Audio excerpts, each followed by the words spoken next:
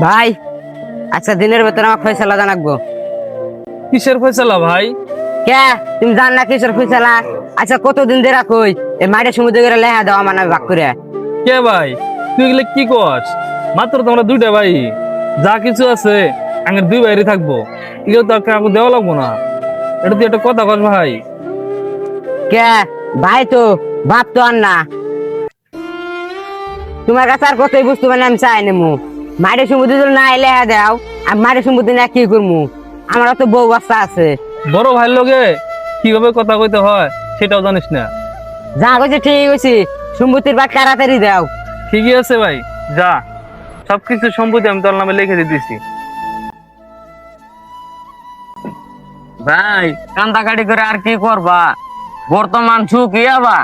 ভাই ভাই জল মিলও থাকে, মাঝখানে তো একটা নারী আইসা ভাই ভাই 70 টাকা করে দেয়।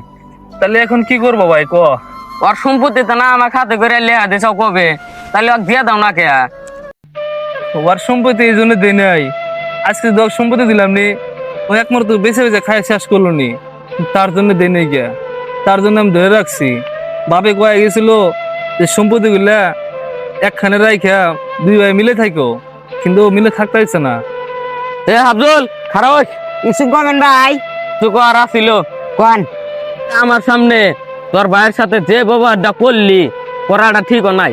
তোর ভাই অনেক দিন আগে তোর নামের সম্পত্তিটা লেখা দিছে, তোর ভাইয়ের সম্পত্তি হুদ্দা তোকে লেখা দিছে।